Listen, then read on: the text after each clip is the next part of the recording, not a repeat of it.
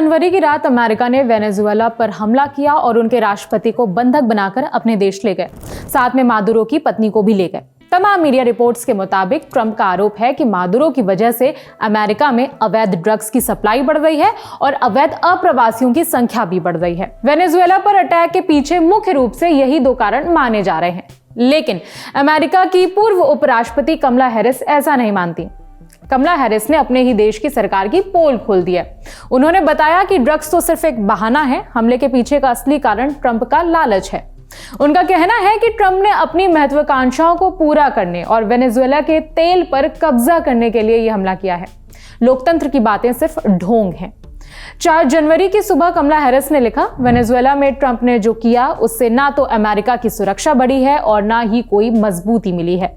Maduro एक क्रूर और अवैध तानाशाह है, लेकिन इससे यह तथ्य नहीं बदलता कि यह कार्रवाई गैरकानूनी और नासमझी भरी थी।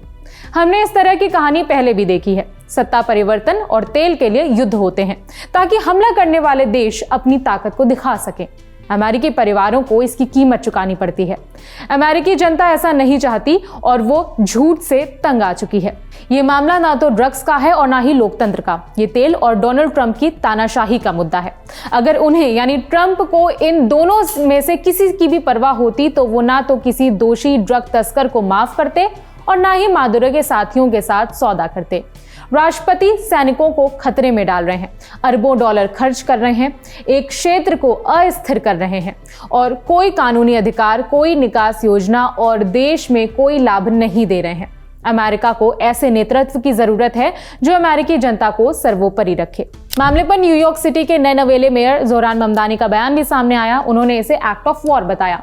एक्स पर लिखा, आज सुबह ही मुझे मादुरो और उनकी पत्नी को कैद किए जाने के बारे में पता चला है। किसी संप्रभु राष्ट्र पर एक तरफा हमला एक्ट ऑफ वॉर है।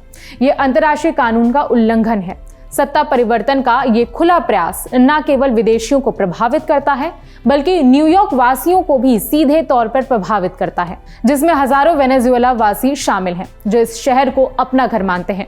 मेरी प्राथमिकता उनकी और हर न्यूयॉर्क वासी की सुरक्षा है। ट्रंप ने कहा कि जब तक वेनेजुएला के हालात ठीक नहीं हो जाते तब तक देश को अमेरिका ही चलाएगा।